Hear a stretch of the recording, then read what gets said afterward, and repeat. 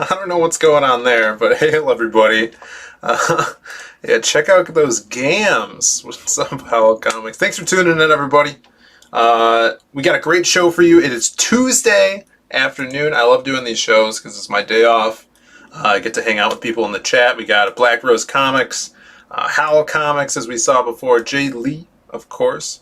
Of course, Skip Edwards is here. Man, that's it's been a while since I've seen you in a chat, brother. You're always working so late. Hail Skip, and more people are coming in. So if you guys haven't yet, hit that share, like and subscribe. I tweeted this out on Twitter, so if you guys are following me, retweet that as well. And we'll be talking about some sick comics today, about Absolute with Jason. Yeah, it's Jay Lee's day off from work too. Yeah, of course. It's a great day. It's sunny out, kind of. It could be a little sunnier. But it's a good day to talk about black and white comics. And I mean, this bad boy right here, Absolute. Look at that.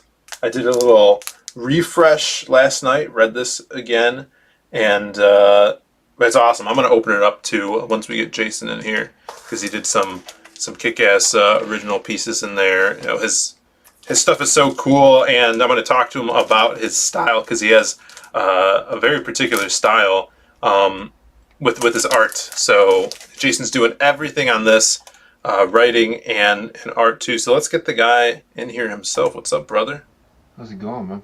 Hey, I dig the tiny hand. It's my strong hand. I will not be taking that hand. I'm sorry to say. Yeah, I took the week off this week to promote. So it's my day off too. Nice. Yeah. That's good. That's good. And I'm getting paid for it, so that's nice. Absolute, brother. You're going into book 2. You announced this like right after you started shipping the first one, which is awesome. Always the way to go. Yeah. And yeah, I mean, let's get into it. You know, it's fully black and white, and that's why I kind of wanted to talk about today, because that's something you don't really see a lot in our kind of circle going on here. I don't know. Can you think of any other ones? I mean, Blood Hunt from Sim, he did black and whites, which was pretty cool. I think there was Melvin, but I don't know if it got funded. That was black and white. A lot of them are black and white, but then they have the stretch goal to get colored. Right, yeah. Which I initially did have, but then Frege and Shay both threatened me. So I didn't, I took away that stretch goal. So but they were like, yeah, don't color this. It's perfect in black and white. And I'm like, okay, but and I'm glad I didn't, because it did work out. But what? What's up? What? He has a summoner. Yeah. All right, go Oh, on. you were being summoned. So yeah, the cool thing about this is you did it black and white, but you kept the paper uncoated, which I think really drives it home. With that, you don't get any glare or glossiness on here, as we can see. Let me pop open the. Thanks, man. Yeah, it's really cool, and it feels great. That uncoated paper goes along with that black and white feel. So kick-ass, and it's something. It seems like a kind of like underground, almost like outlaw comic, especially with the action scenes, and the art too. I'm getting like old school Sam Keith, even Bisley vibes for the faces. Wow, wow, you're flattering me with the Bisley thing, man. No, it's true, especially like your female faces. I feel I totally get those old school vibes, like classic Bisley. Yeah, well, Sam Keith is an influence, so he definitely shines through every now and then in some of my stuff. But and I did want that heavier, thicker paper to make it feel like a underground scene in a way. You know what I mean? So whenever I got a whole shipment accidentally of flawed comics, like they weren't supposed to send them at all. Right. And when I got them, I'm like, oh, these actually feel perfect. So I actually got to test like what it would be like before I got the real thing. Yeah. Which is nice. So yeah, but yeah, it kind of worked out accidentally, but at the same time on purpose. So it was just a nice culmination. For sure, yeah. Let's see what you got. Lord Kraken in the chat. Yeah, Bristolian Dave, what's up, brother? Thanks Hey. for tuning in, Dave. Good to see you, man. But yeah, I also wanted to talk about kind of like the pros and cons doing black and white. I think you would definitely hit the mark here on doing it the right way. Having that, knowing when to use your heavy inks, and then also knowing when to use your white spaces as well. Because a lot of the times, sometimes we'll see a comic that is meant to be colored, but they don't have the funds to get it colored, so it's in black and white. So they don't really fill in those like maybe blood splatters, and they're kind of thinking, oh, in the future we'll put the red in there. But in here you get those like those ink splatters and stuff like that, because it seems like this really excels in black and white. Yeah, and well, with stuff like even blood, you kind of gotta. You gotta go black, but at the same time you don't, because blood has different forms of gradation. Like here's one of the traditional page that I did, but I did some splatter effects. I don't know if the sun is black. No, it looks good. Yeah, but it gradients out. So blood isn't always just solid black. You got to have some kind of gradation to it, and it's organic. So you got to make it feel like it's actually almost moving in a way. So it's tricky with blood. But yeah, you got to fill it in. You got to somehow make it look like there's something flowing. Contour like the body or where it's at. Like if it's on your arm, you got to make sure it's rounded a little bit. It can't just be straight line. So yeah, there's tricks to it. And like you said, there's some comics out there that were supposed to be colored but didn't get the fun. You can tell because they almost look like a coloring book in a way. Like for sure, straight outline. Right. And so you got to like know where to fill in. You got to fill in some shadows, add some cross hatching, some gradients, and don't be afraid to get dirty and in there. And a lot of people are. They want that perfect line, that Jim Lee line, and it's like you're not Jim Lee, so just don't be afraid to go ahead and get dirty. Yeah, that's the really cool thing when you're working traditionally with inks. That's kind of like the luxury you have. Yeah, dude. If people watch, like, cause I'll do live stream drawings, and if you watch me when I'm inking, I'll like smear stuff, and I'll just get in there. I'll play with it. And make it move. I love seeing that. Now, I wanted to talk to you about how you got into comics and kind of art in general, because I don't know if I've had you on for the first Absolute to talk about this stuff. So people in the chat or people watching later want to know how did you get into comics? Where did you start off? Well, like the first Absolute book, I pretty much started getting on streams a month in. So yeah, unfortunately we didn't get together. But no, dudes, ever since I was a kid, I got my first comic, Thor number 411, I believe, at a grocery store for free. they were handing them out to, like, if you bought so much groceries, you got free comics. So That's we all cool. yeah, dude, it was awesome. So my brother got an X-Men Jim Lee comic, my other brother got a Spider-Man comic, and I got a Thor comic. So that just kickstarted the fire. And ever since then, you know, we were all wanted to, like, my oldest brother wanted to write comics, my second oldest brother wanted to draw them, and me being younger than them too, I kind of emulated and wanted to draw. So yeah, I learned from my brother. Like, he taught me quite a lot of the basics, a lot of fundamentals. So I was already into it, already deep into it. And then I went to art college just to get out of Ohio because I hate Ohio. It's so cold all the time. But I got a decent education there and an art background, but at the same time, I got screwed over a lot. I had great teachers, but the school itself, I went to an art institute at Fort Lauderdale. And the art institutes were renowned to just be like a college mill. They just wanted to pump out money. Yeah. But I was lucky and went to one with great teachers. They helped you out. I even talk to a lot of them today. I consider them friends and colleagues. So yeah, then after that, man, you know, while I was in college, I started to lose my eyesight because of a medical condition. And I was a little worried. I was a little scared. I even got to the point where my mom was walking me up to people and being like, "This is your friend so-and-so." Like, I couldn't see them. She had to tell me who they were, yeah. So eventually it got a little bit under control, and I could kind of see I could see better now, but there's no way, I'll never drive again. Unless there's some kind of advancement with, like, cybernetics, you know, I could become like You get one of those self-driving Teslas. That dude, everybody's like, "Oh, these self-driving cars, they're just a disaster waiting to happen." I'm like, "No, I want it." I'm like, I want a self-driving car. I wanted the freedom to go wherever I want. But yeah, so I mean, I was scared because I was like, I won't be able to drive ever again. Yeah. And it was a scary thing. And luckily enough, I got it back a little bit enough as to where I work in sections, so I'm a little slower at things, and I think that also helped develop my style, actually, because I can't really see like the crispness or a line from another line. So whenever I'm like working on stuff, it ends up being that weird Sam Keithy type obstruction, and it just worked out. I can do regular stuff, but anyway, yeah. So then I started working on this comic.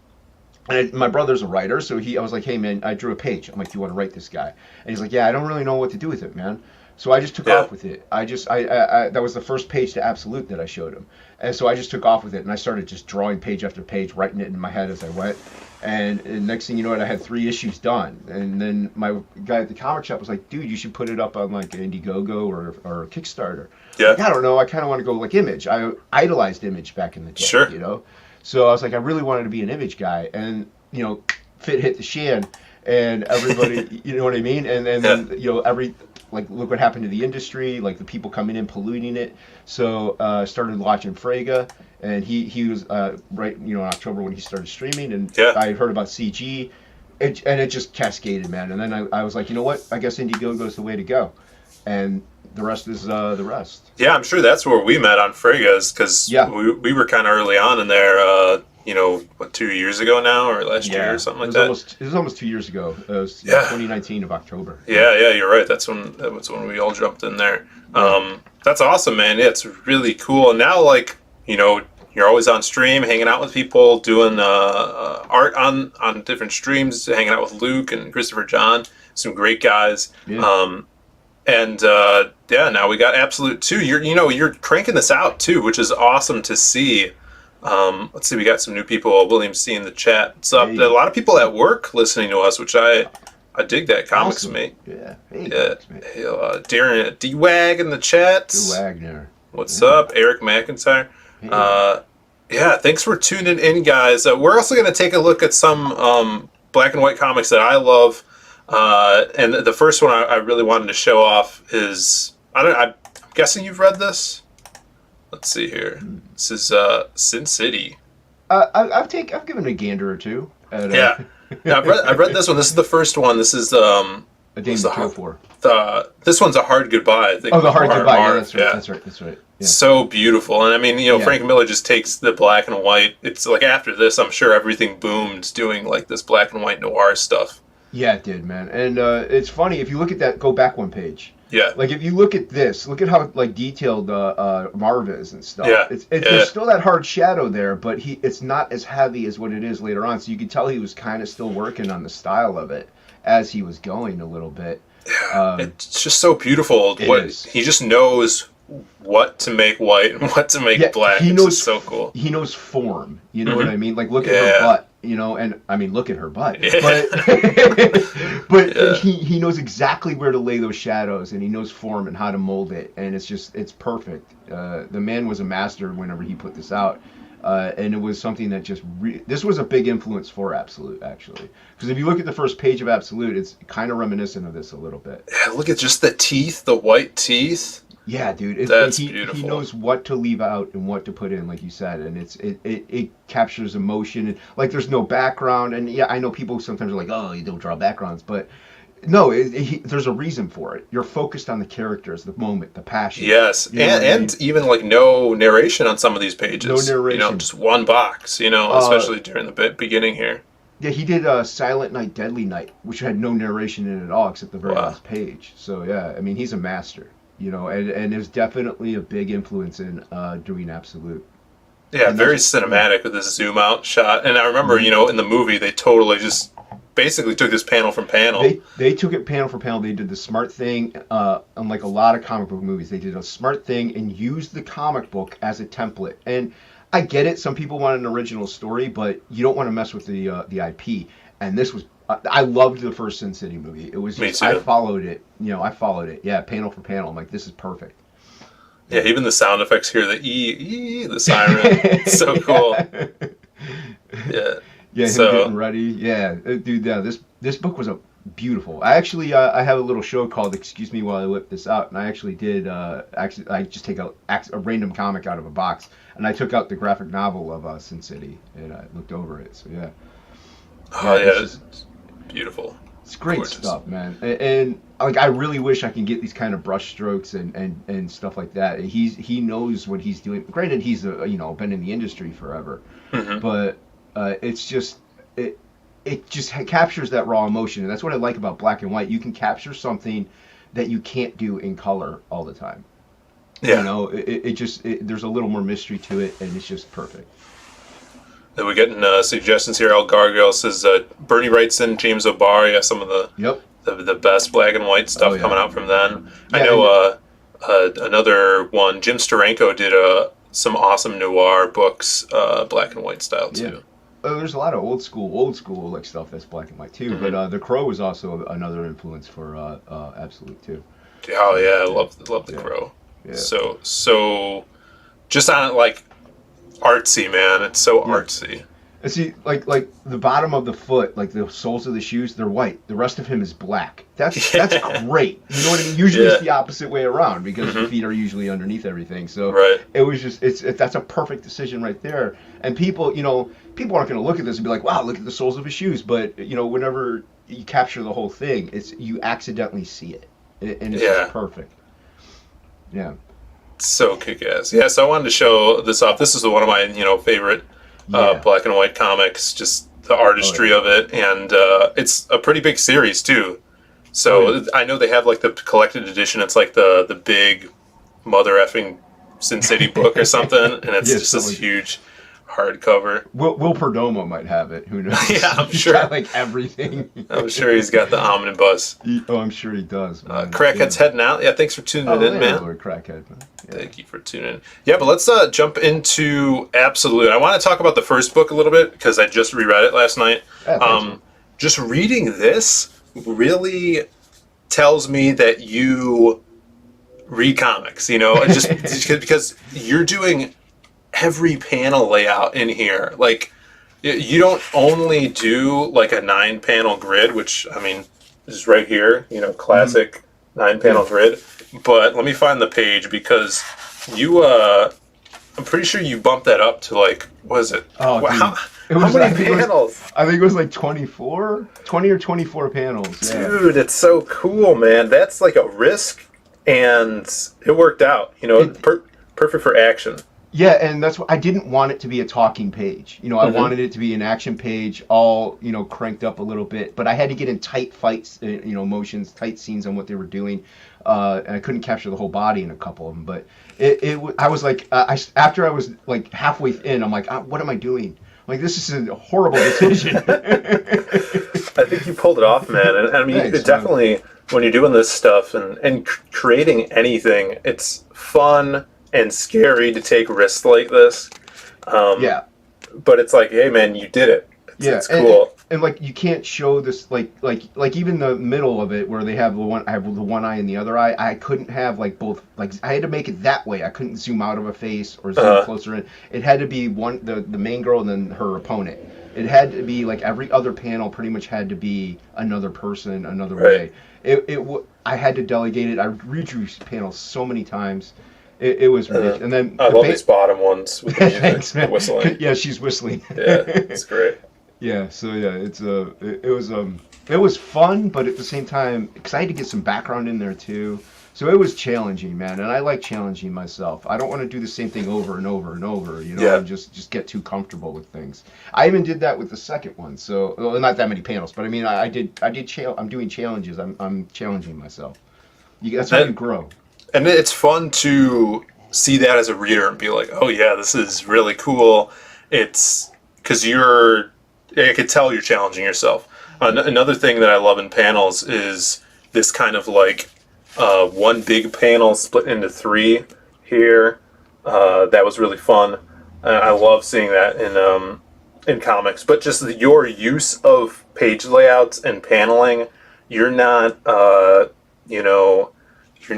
holding back here. You're throwing everything into this book, which is awesome to see. And not one page looks like another one. Yeah, I mean, you don't want to get too redundant, and I mean, I do use like a same page layout in quite a bit, and it's the one with the circle and then the 4 panels around it. Here and there, I use it every now and then just to refresh yourself that this is still in one continuity, one book. But I don't want it to become stagnant, and you kind of want to keep the reader flowing and engaged. So you don't want to keep the same thing over and over and over. Like I know Larson, he'll keep like the same grid, but he'll just divide it up here and there, and that's fine. There's nothing wrong with it. Yeah. But I like to just play with it. Like in book 2, I have panels that overlay panels as they go down.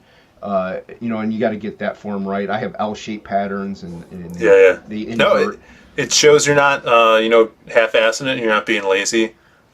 Let's see, we got Oliver in here. Hey, Oliver, great artist, colorist from 656. Yeah. Check out, we just tweeted out the trading card, the next Magic Cop trading card that he colored. Ooh, nice. So that's so cool. Can't wait to unlock that one. Yeah. We share a trading card artist, Dan Plagle. He's doing a trading card for us. Oh yeah, he's awesome. Hail Boob Dan. Yeah. Stugel, Von Stugel's in here. Hail, brother. And William C. says, Absolute One is one of my favorite CG books, bar none. It's so cool, and it's so out there, man. It's the world building in it, even the language that you use is very not of the times. It's very something of your own, which is really cool. I commend you for trying to do that. And I wanted to show off another one of my favorite pages from Absolute here. And you can get book 1 in the second campaign. Sweet. So no spoilers. This is just a little action here. Kind of that, inky Kirby crackle going on. But the next page here with this big macro shot where it's the whole city and you see the destruction from that blast. This was this blew me away. I'm like, that's awesome, because I can imagine, I'm not an artist at all, but like, just being like, okay, I got to draw all this stuff. It's going to take a while, and killed it. But that's the moments in storytelling that you need in a comic, Yeah, and it had to be an aerial shot. It had to show like the rest of the place being okay, but then that one little area just being absolute, just total destruction. Yeah, because he went overboard, So and he knows it, and it had to cone out because it just, and I had to form up. It was fun to do, but like you said, I'm like a lot of other artists. I don't like backgrounds, So like, great, I got to draw city. So it took a lot of time, but it was still fun.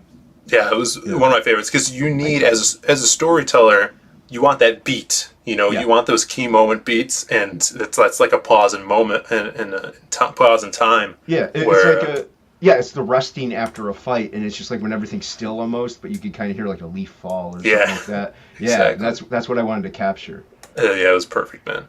Let's see, the splash page with One-Eyed Alien was such a good page. It really amazed me when I read the book the Thank first you. time. Thank Yeah, you. the creatures in here are really cool. And I dig it, man. You're building something that's totally unique to yourself. You want to pitch the story, actually, and then we'll look at the campaign? Yeah, yeah. I mean, it's a fairly straightforward story. It's about a man who gets thrust into a war he didn't ask for. It's this lone bounty hunter, contract taker. He just likes to go out on his own, do his thing, and not be bothered. Kind of like me, I don't like to be bothered. But no, and he's going after this ultimate prize, like just this final score, to score money because he's getting older, and he wants to get pretty much just retire, have a house in the woods, I guess. But Yeah. and so he knows it's a heavy, it's kind of dangerous, so he wants to take on some cannon fodder, somebody, and he sees this young woman falling out of what's called the Envy Tower. The aliens are called the Envy. And so he's like, okay, well, this woman just infiltrated one of the big guy's towers. She's obviously got to have something, something. So he's like, you know what? I'll protect you because you're obviously going to be wanted. I'll protect you. You come with me and help me out with this thing.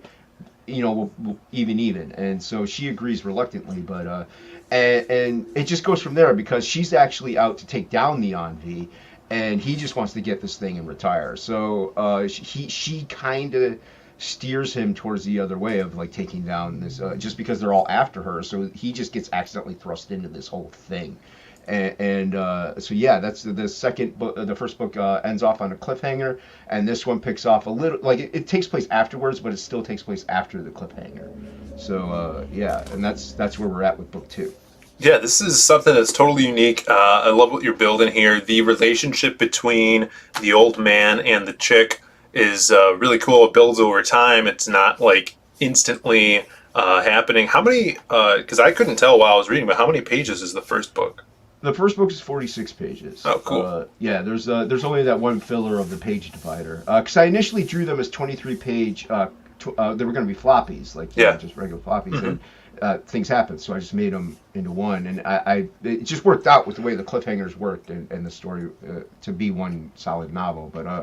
But yeah, it's 20. The second one though it's going to be more. I just don't know how much more, just because of the way I work.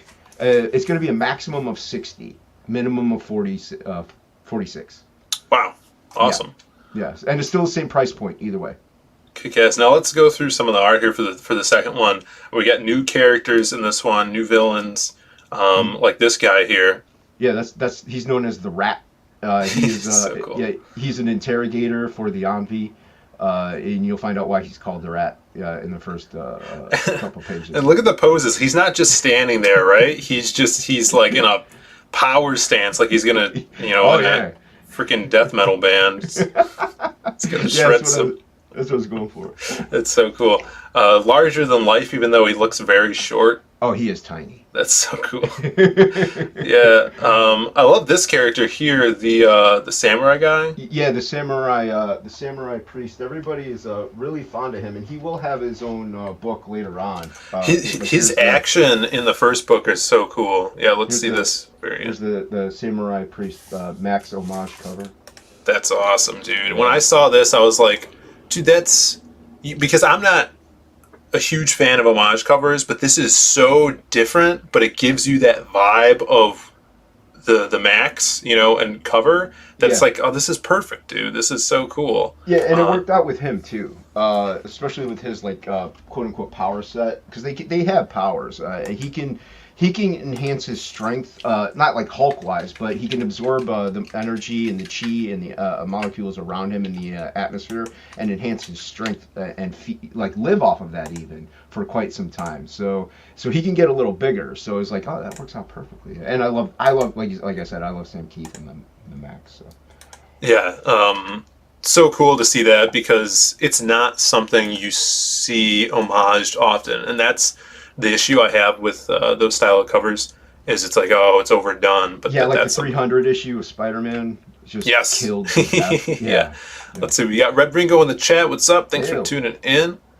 Everybody loves Boob Dan, of course. Oh yeah, everybody loves. He's a great artist. And let's so you got new heroes this time too. So yeah, let's talk about that. That's Tabby, and she's a shapeshifter who really likes dogs. So I kind of have a werewolf in this book, even though she's not a werewolf. So she's like this short, tiny little thing, but she turns into this immense, powerful, force to be reckoned with. So you'll learn a little bit about her in the second book. Now these are secondary characters, so I don't go too far into them. But they're there to build a little bit, and they could also develop. That's why how Sin City was an influence. I wanted to introduce characters that I could use and let other stories, and still have Absolute as the title.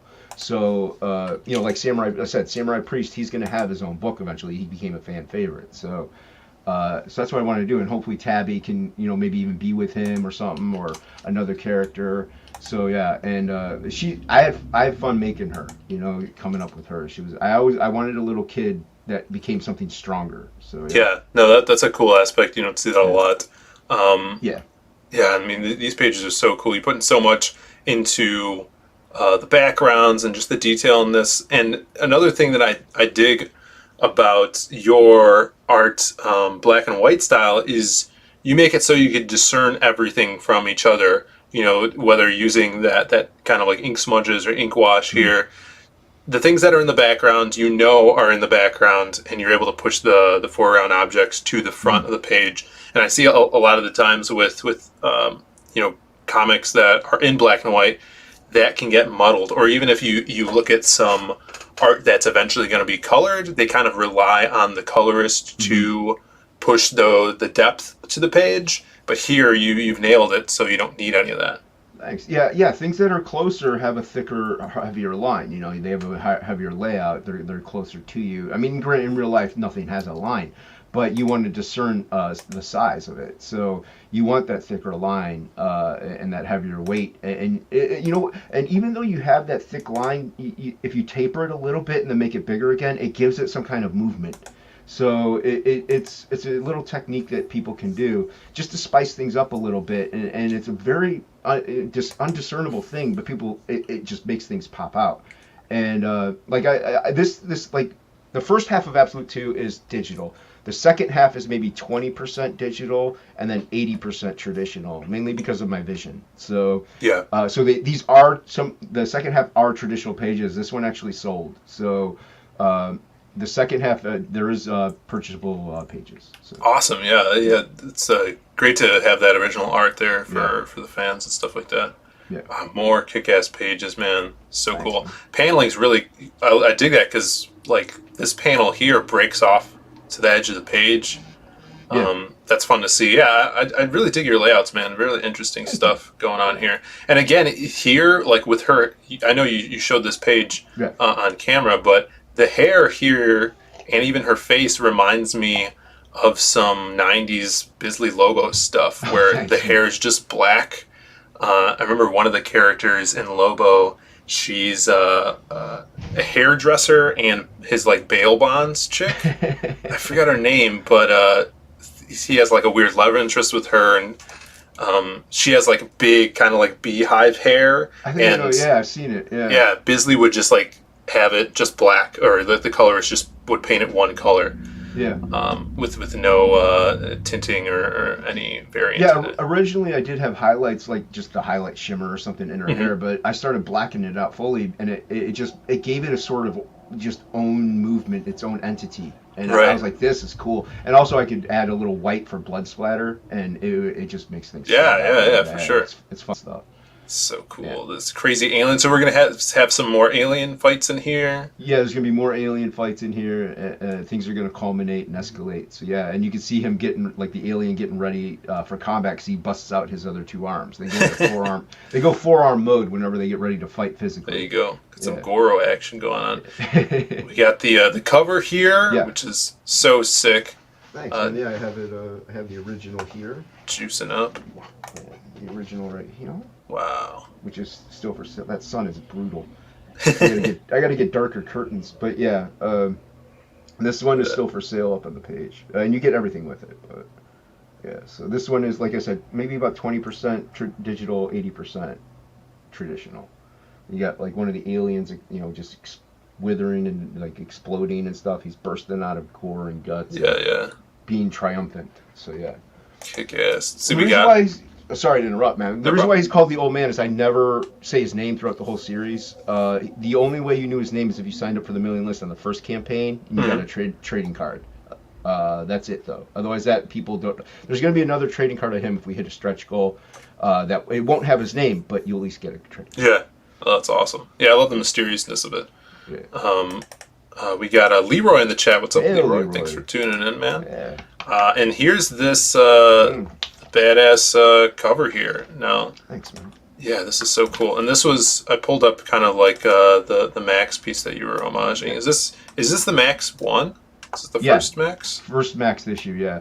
And I know, like, I didn't want the solid black background because all my books are black and white. I wanted that white background, that starkness that could stand up. But if you see it from across the room, you'd see it.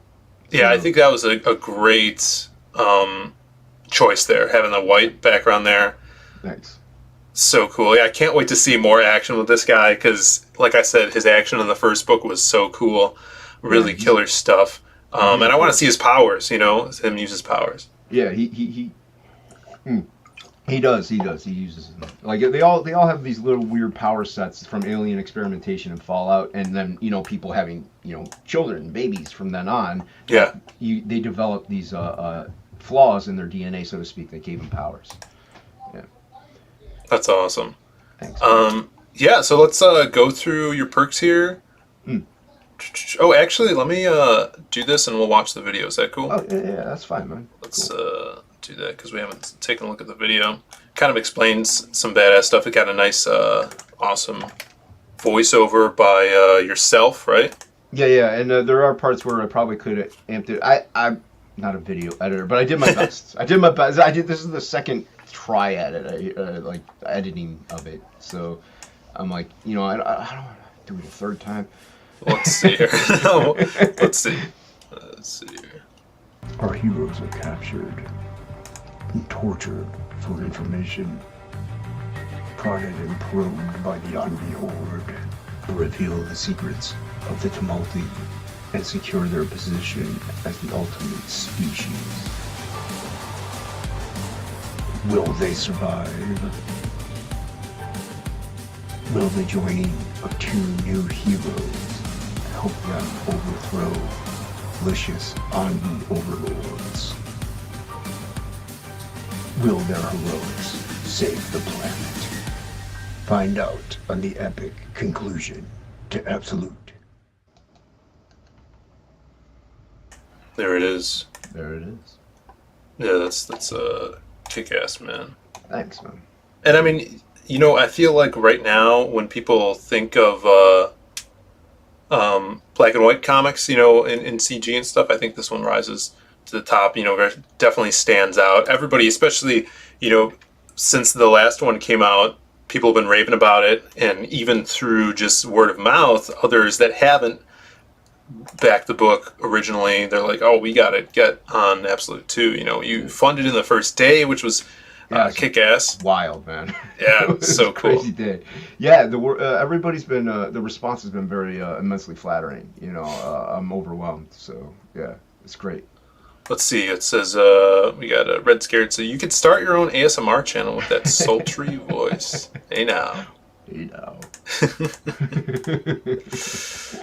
But let's see. For people that missed out on the first book, they're able to get it again, correct? Yeah, there's a couple ways. There is a perk with just both issue 1 and issue 2, or you can back because the variant doesn't have that on, but there's a add-on perk for issue 1. Oh, that's great. Yeah, see here, $45, 1 and 2. Yeah. But you also made that an add-on, which is awesome. Right, I made an add-on, and plus all the physical perks from the last campaign, like trading cards, patch, and poster, are also available in one set add-on. So yeah, so you're able to get some stuff from the last campaign. Cool. You can't, but the black and white Frege card you cannot get. That one was exclusive to the first campaign. I got that one, man. It's so cool. That one, man. Yeah, it's beautiful. Thanks, man. Yeah, was it Hail Frege? Yeah, it was so good. Yeah. Okay, so you can get the combo pack, which comes with both covers. Yeah, which is awesome. It's a deal that I had on the last one, and it went well, so I thought I'd do it again. Yeah, already 16 claimed on there, and of course, Absolute Book 2, the OG cover, only $15, which is crazy. And this thing is like, what, 48 to 60 pages. Yeah. What a great deal here that you guys are getting. How do you know how much shipping you have on this? It's each one of them is $10 except like the Perfect. higher end stuff with more stuff in it. But Yeah, it's no, $10 even international. So That's awesome. That's a great deal, especially what's going around in CG over here. Usually $25 for even that page count. And like you said, I think I heard you say on before, you dig having the staples, right? You like the floppy. I like the floppy. I like the staples. I don't like. I'm nothing against hardbound. I just as a comic book reader, when you grew up with reading comic books, Yeah. they were stapled, and that's just what I like. I'm comfortable, So Right. All right. So, and then this the Max cover is $20. yeah, $5 more. Yeah, And you then can yep. Go ahead. No, what were you gonna say? No, I was just gonna say, talk about the next period. Go Yeah, ahead. the original cover with the signature, $20. Well, you can choose which cover you want. Oh, for this one, cool. Yeah, you can choose which cover you want, so you can get the maximized cover at the same price with the signature. So you'll save $5 if you go that route. Very cool. Yeah. Let's see. I borrow ideas. Jason likes the floppy. There you go. I like it. Floppy. I borrow. Even the higher end tiers is cheap, $15. Yeah, kick ass. No, I think that's a key thing for us as creators to try to get that shipping as low as possible for the backers, because they're helping us out, helping us create this thing. We couldn't do it without them. Dude, if I could charge shipping as much as it is for each person, like if it's $5 for this person but $10, I would love to do that. But it's impossible. You'd have to wait until they're fulfilled, then contact them and be like, hey, your shipping is this much. It would be impossible. There's no way. So this one comes with a villain poster. Yeah. The poster that what's on the screen there is the layout of the poster. I have to finish it, and I'll be putting it up as I go and change the thumbnail. But you can get the villains poster because the first campaign had the heroes poster: the samurai priest, the old man, and Danny, the chick. Nice. Yeah. So this one's gonna have the Envy, the wrecking ball guy, whose name will be revealed later, and then General Mara, the chick with the horns. Yeah, she's nasty. She seems mean. She's mean. So you're doing sketch cards as well. I know you have some examples of those. You want to pull those up? Oh no, I dropped one. Oh, that's okay. God damn it, Jason. I know. I'm a boomer, man. That's what I do. But yeah, nice. So these are the sketch cards. There's only available to 13 of them. And the cool thing about the sketch card perk is that the sketch card's like $5. Otherwise, you're getting the poster perk pretty much. So you get the poster, you get the sketch card, you get the comic. It's all the way down there. Oh, my old bones. Okay. Leroy says, I feel like 60-year-old floppy boobs. Well, that's very specific. Age is just a number, Leroy. Yeah, I have another one, but it's in the scanner. I scanned it in for the thumbnail. So, but yeah, and then I have my little logo, and then I number them. I have them numbered on the back. So nice. Yeah. So yeah, those are going to be the sketch cards. There's your Absolute 1 and 2 there. Yep. This is Absolute plus a sketch. Now this is how big is this sketch? Is this a sketch card or? No, the sketch that's shown there is actually just one from the last campaign. Last campaign I kind of overdid it, and there were 9x12 in the last campaign, and my idea of a sketch is not everybody else's idea, so they're more elaborate, and but this time they're 6x9. I have a sample. Oh, this is the size that they are. This isn't the sketch that you're gonna get. But this is gonna be in the art auction on Saturday. Oh, dude, that's awesome. Thanks, man. Wow. Yeah, and this is the size that they're gonna be. They're gonna be 6x9. They'll fit in the floppy, so it won't be a bigger envelope with extra shipping or anything. So yeah, this is the size. And I actually kind of, I was like, you know what, watercolor handles really well on this paper. That's why I did this. I wanted to experiment with the paper. And then I might add a little watercolor to them, So, knowing me, I do stupid stuff like that. I'm like, hey, let's make this take longer and more complicated than it should be. Yeah. But check this out. This is cool. You sent me some original pieces with my book. You did this cool alien. Yeah. I did that at my work when I worked at Michael's. Yeah, at the register. And then ballpoint pen. Knowing my Lobo love. Yeah, I did that at the register too. Yeah. It's got a little Yes, receipt thing. So yeah, it's on the Michael's tax exempt form. That's awesome. That was so cool. Thanks for that, man. Yeah, So yeah, cool. you're welcome, man. I know you like Lobo, and I forgot I even had it. So. Yeah, this was done in 2014. It says. Yeah, yeah, yeah, dude. Ballpoint pen and then white gel pen. I just stand at the register in between customers and just doodle. Yeah. Let's see. Red Scared says that looked like a little Salvador Dali mustache on that chick that you're at the auction. That's what it looked like. She's just got like. No, they come out of the corner of her mouth though. So yeah, it's all the same. It's all the same. Yeah. Let's see. I think we need some Jason Magic Cop trading card sets. Hey, that would be cool. Maybe some sketch cards. Hey, man, if you want. Yeah. It's up to you. Let's see. Any sketches on bookmark things? Kind of like. I guess he's talking about the ones that you did. Oh, the ones that like the Michaels ones. Yeah. No, I have a few more left, but I don't have enough to insert in everyone's books like I did last time. And I might have forgotten a person here or there just because of fulfillment. It gets a little crazy, but no, I don't have enough. These were cool because I was using them as bookmarks. Hey, whatever works, man. Yeah, but I mean, who knows if I'll like toss in like an extra little doodle or doodle on something and put it in. Knowing, people know me and they know that I like to draw. It's what I do. It's what I love. Yeah. So you might get something. You never know. It was great to see that. It was a surprise. I'm like, oh, that's so cool that he threw those in there. Yeah, that was my thank you to everybody for backing that first one. And I mean, it was a dream of mine, make a comic book. So everybody made it happen. And that was well, you're doing it, man. It's kick-ass. It's a lot of fun. Man, it is. It's stressful, but a lot of fun. Let's see.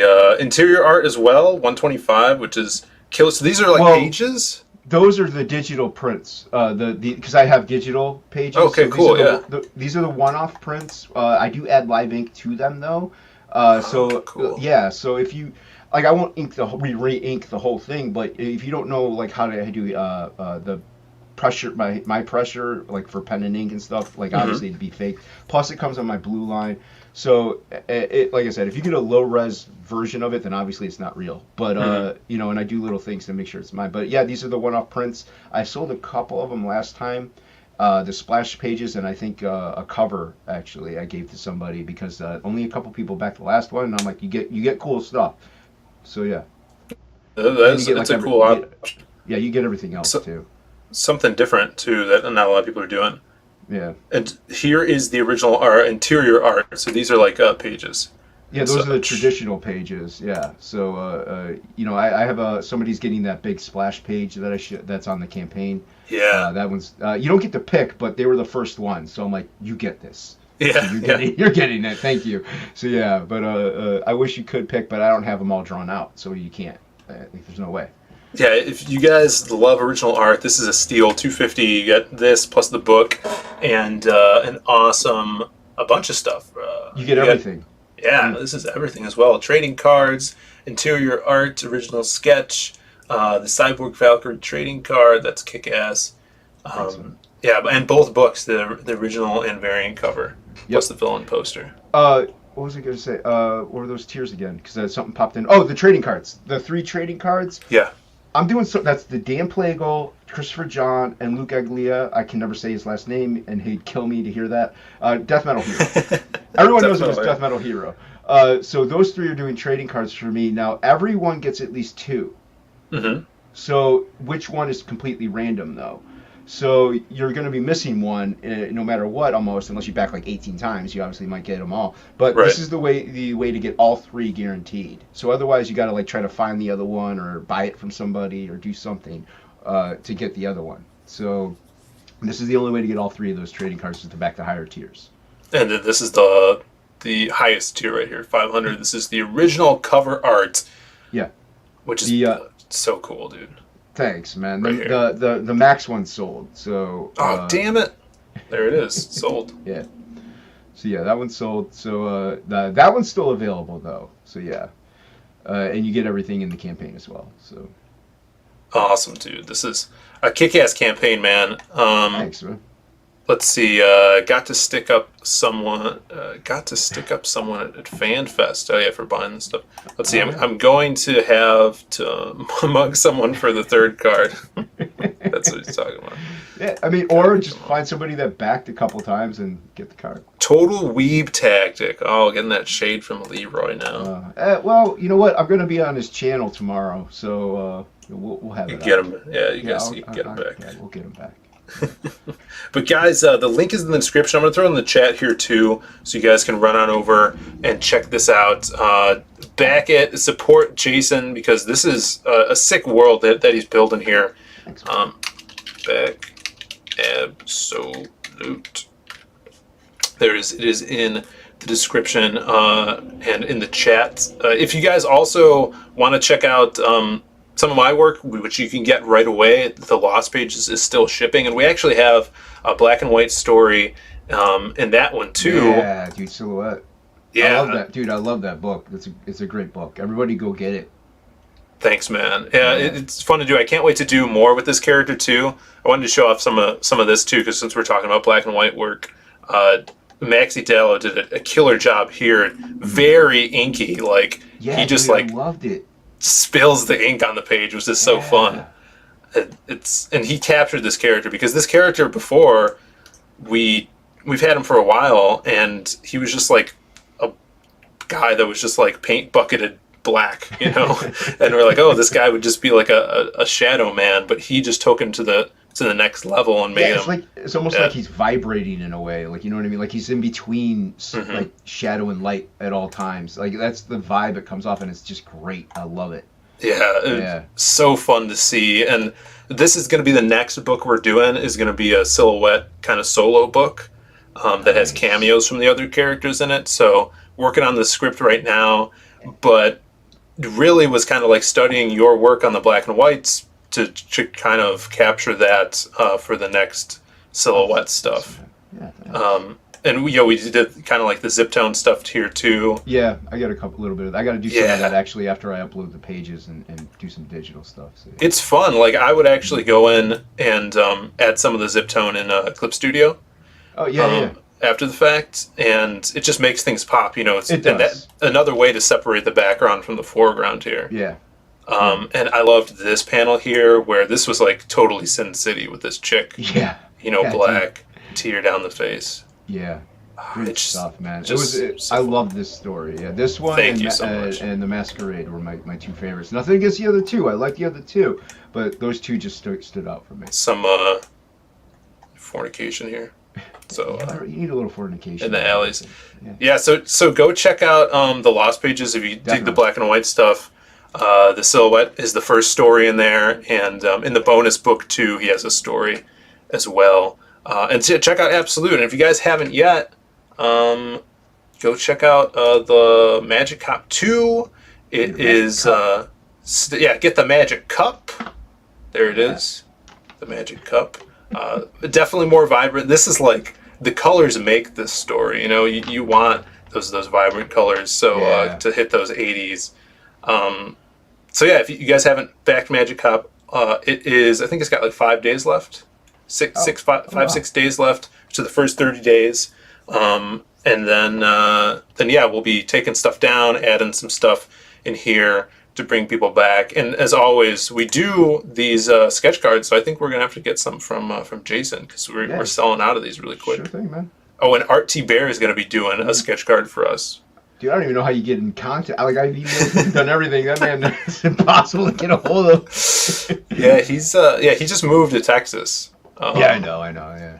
So, and he was telling a story that like his water main, or no, not the gas line in his neighborhood, like was leaking, and he was panicking because he thought everything was going to blow up. But speaking of, Oliver was in the chat earlier. Here's the trading card that Oliver colored. Yeah, it's so good. So fun. EJ Moore just did the pencils to this, and just threw the color on top of that. So if we hit 15K, this will be a trading card for everybody.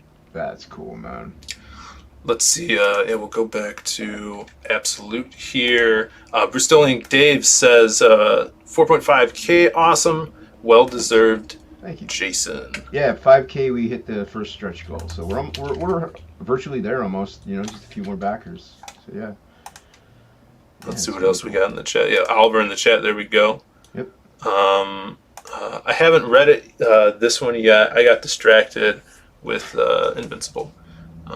Bancroft can take lessons from Phil on shilling his book. Wait, Bancroft has a book? Yeah, I know, right? I thought he had a puzzle. I didn't know he had an actual book. I thought he just had a puzzle. Does it always be shilling or chilling? There you go. Yeah, there you go.